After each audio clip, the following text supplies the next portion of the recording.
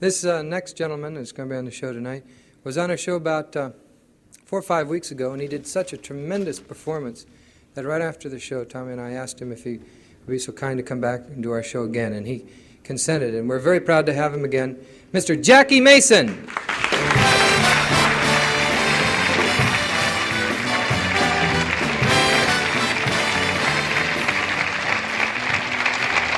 How do you do? Thank you. Thank you very much. Thank you. Thank you. It's certainly a pleasure to see me in person. I'm on the wrong side. I got to be careful. I'm looking for the Jews. You want me to tell you the truth? I don't even care if people laugh or not. It's not important to me. I got enough money to last me the rest of my life. Unless I want to buy something, then I'm... That's my best joke, mister.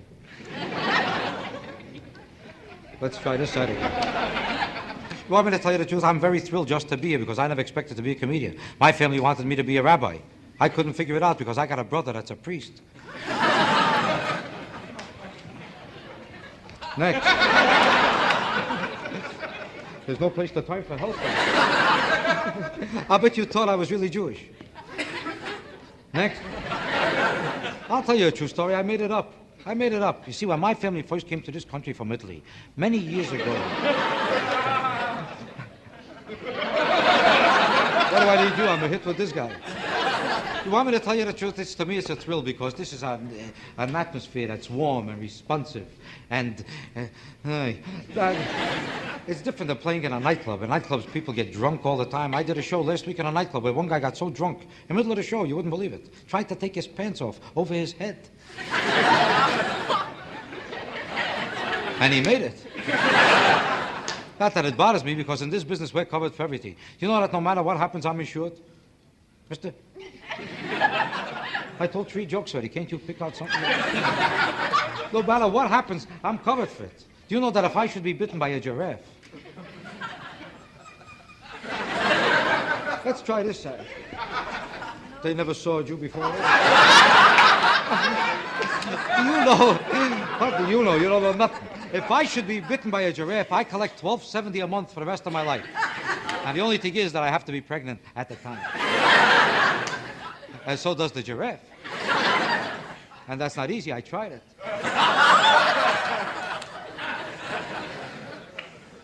You hear? Who am I talking to here? You know, this is an amazing thing because I never expected it. Listen to this. Are you busy? I'll tell you the whole story. I think I finished with that guy. I never this is interesting. Not to him. But this is the only business where it really requires so much stamina, so much talent, and so much experience to be a hit. You could go into politics, know nothing about it, and make a fortune. This is the only business in the world. If you want to run the country, you don't have to know anything. Did you know that? You don't have to have 1 minute's experience. Did you know that? Did you know anything at all that I'm talking about? I got the stiffs right in the front. Can't you sit in the back? Oh, that happens to be the truth. Do you know if you wanted to be a plumber, you need experience. But if you want to be a governor, you don't have to. Do you know what I'm talking about? If you wanted to hire a guy to work in your bathroom, you would say to him right away, which bathroom were you in last week? Were you ever in a bathroom before? How did you do? Let's see the bathroom. I want to see how you fixed it. Then you'd go looking for the bathroom to find out how he did it. And you'd hang around that bathroom a couple hours to see if he did a good job. Mister, don't you know what I'm talking about? But if he wanted to be a congressman, he would need no experience. Did you know that? There's no qualifications to become a congressman. You don't have to prove anything. You don't have to accomplish anything. Nobody has to judge you on any basis to be a congressman. Don't you know anything by yourself? Well, this happens to be the truth. A football player has to have experience. He has to graduate college to become a football player. A congressman doesn't. That's why we have such great football players and such bad congressmen. You understand that? Not that I want to pick on any of our congressmen or on our governors, like a man like Ronald Reagan. I respect him tremendously. I do. The fact that he don't know what he's doing is not important.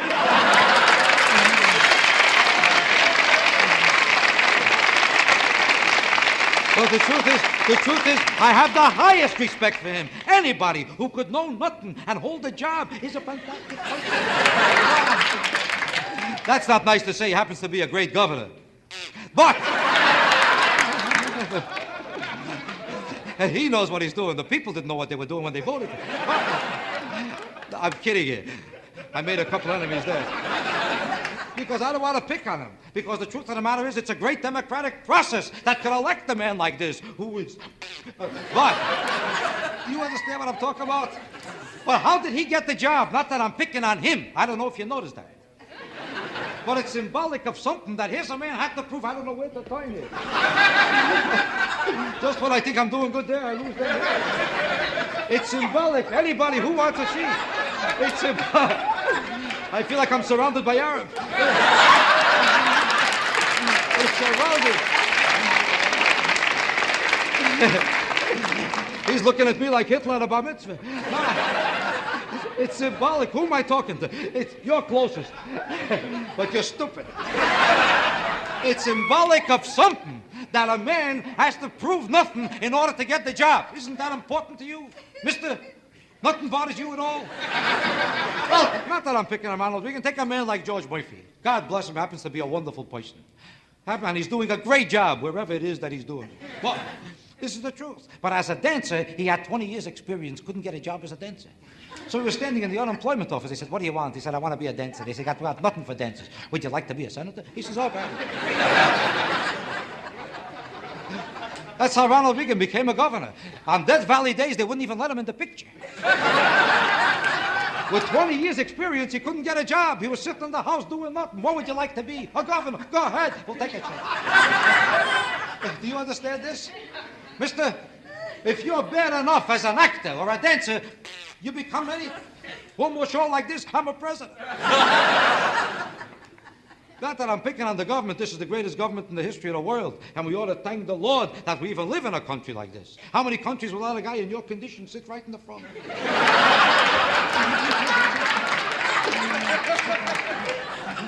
That's right, and I love this country. And I would do anything in the world for this country. I just came back from Vietnam.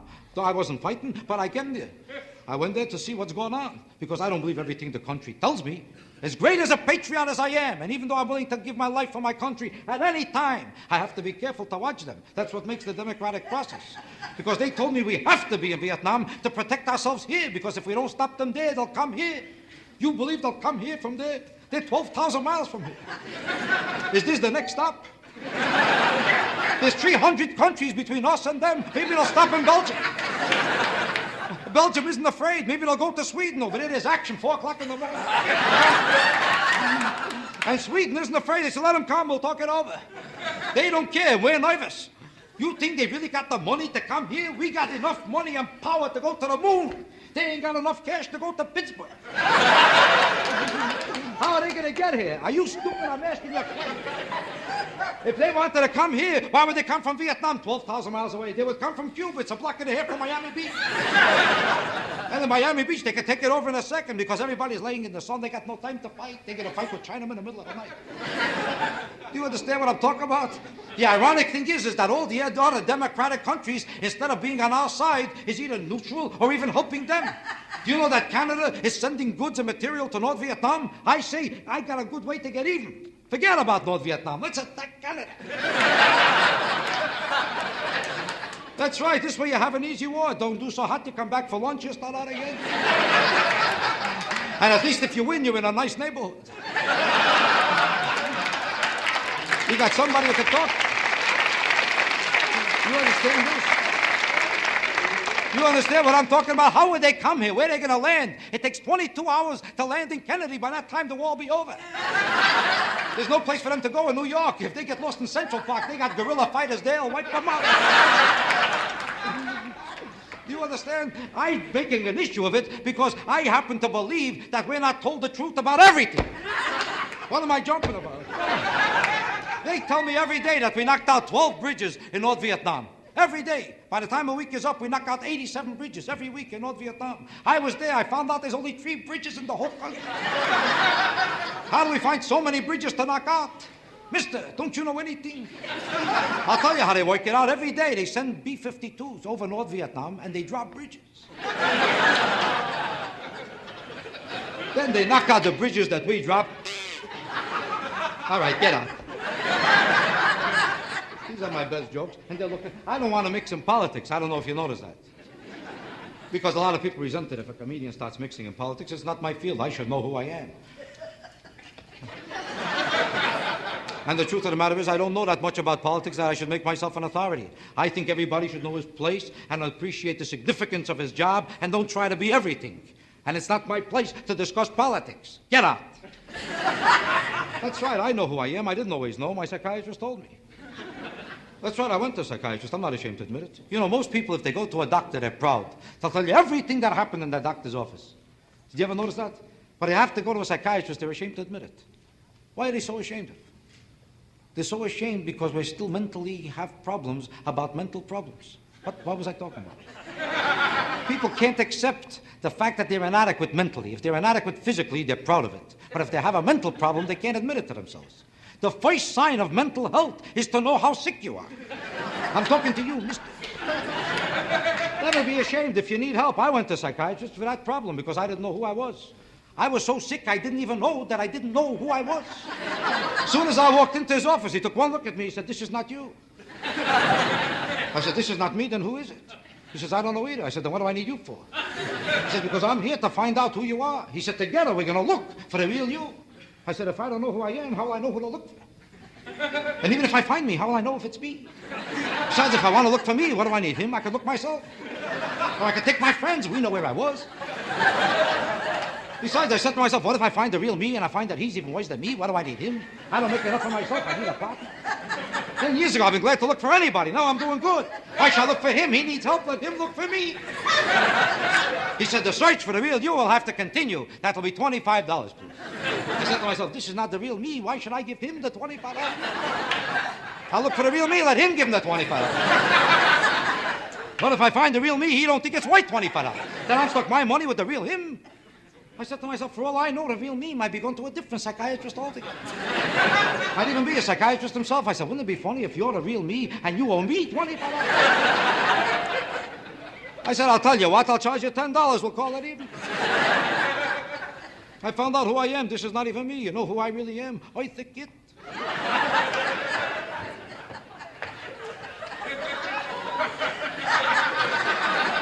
I hope you appreciate the fact that I'm keeping the show on such a high level. You notice that? I'm not like some comedians that come out and talk about sex in public and things like that. I don't even mention sex. You notice that? Come on. That's right. Everybody else just thinks that a form of entertainment, in order to be popular, is to be in somehow, in some way, either vulgar or dirty. There is no place that you could see a clean show today. Every kind of entertainment is either vulgar or filthy. This is why I do this show, because I want to be in a place where they keep a clean show on a high level, where they don't talk about sex that much, because there's more important things than sex. Could you think of something? I would rather stand here and talk about music and things like that. Don't you think music is more important than sex for a man in your condition?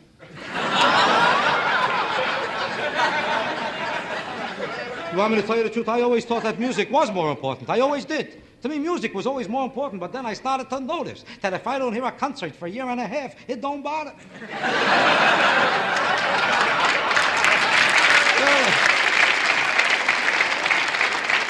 Well, let's be honest about it. You ever see anybody get up 5 o'clock in the morning to hear a concert? You ever see a guy call up his best friend and say, "Hello, Sam, have I got a concert for you?" You ever see a guy go into a strange town and say to a taxi driver, "Listen, you know there's a hot concert." You ever see a guy give a bellhop $100 and say, "Here, send up a concert." You ever see a house detective bang on the door and holler, "Get that concert up!" You understand what I'm talking about? Now, why don't you sit with him? We'll keep on. Because there's a great significance in this. You know what the significance is? Look who I picked out tonight. There's great significance. The significance is this, that we have to understand what is morality.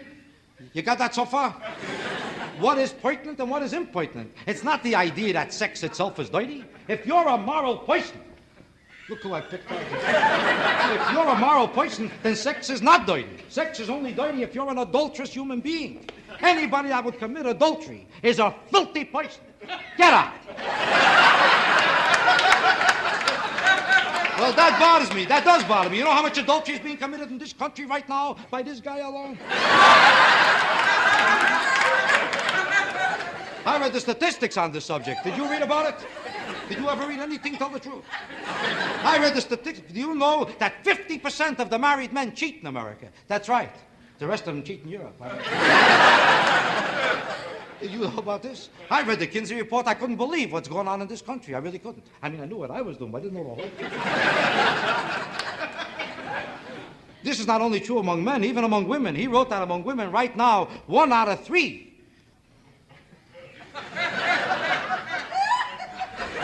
1 out of 3. Same thing like the men. Ever since I read that, whenever I see 3 girls together, I always wonder, which is the one? Just my luck all my life. I'm eating the wrong two. Now, next time.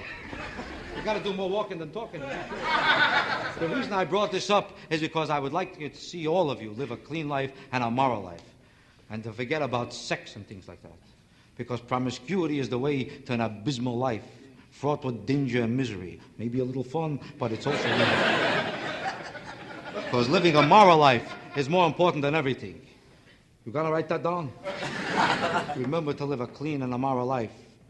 To elevate the significance and the beauty and the truth of life is to elevate the whole significance and the beauty of sex itself. Because those who truly believe in it, those who truly elevate it, could never be dirty. Because sex is life itself. You got that? Well, let's be honest. Without sex, would you be here? I think you would.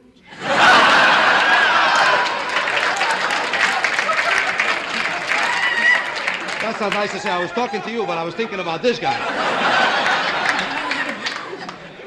Because people don't know what morality is anymore in this country. They don't know what morality is. Who's clean and who's dirty? Who understands what the difference is? Do you understand that? Nobody knows. Mister, to you, a person like him is a clean person. That's because you're a dirty person yourself. Because you, as a clean person, you would see what a dirty person he is. You understand that? We don't know what's clean. What's clean is fidelity. That's what's clean. Honor, integrity. Not whether you're wearing a lot of clothes or a little clothes. That's not important. We make so much an issue about a woman wearing a shorter skirt or a topless this. That means nothing. Why is the human body the only body on this earth that has to wear clothes? Who says the human body is so ugly that you're not allowed to look at it? Or that by looking at it is somehow shameful or vulgar? Why? We are all in the image of God, even this guy. So why should we think of the body as a dirty thing? Why are we the only people who have to walk around clothed? The whole animal kingdom walks around without clothes. They're allowed and we're not. You ever see a chicken with a pair of pants?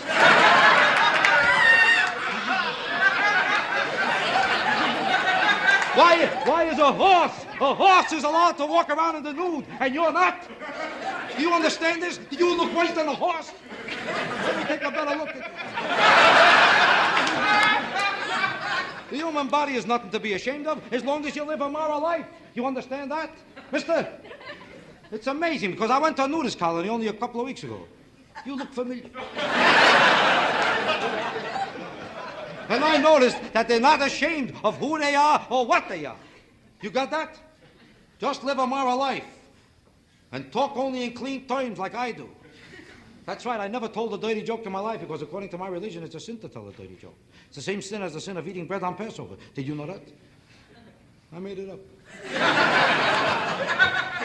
I made that up, but I'll tell you something which is true. Did you know that the sin of eating bread on Passover is actually comparable to the sin of adultery? No matter what your religion is, you ought to remember that. It'll make you a much better person if you remember that adultery and bread on Passover are comparable to each other. I told this to a friend of mine. He told me that he tried them both. And he can't see the comparison.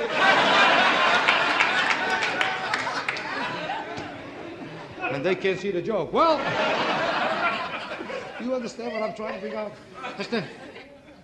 Well, ladies and gentlemen, I really have to leave you because I do have another show in July.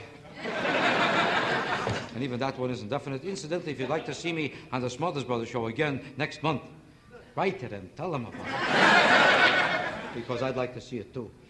I have to leave you now because I took a day off from my regular business just to be here. This is not my regular business. I'm a builder. You know what I recently built? An 11-foot pole. It's in case I meet a girl that I can't touch with a 10-foot.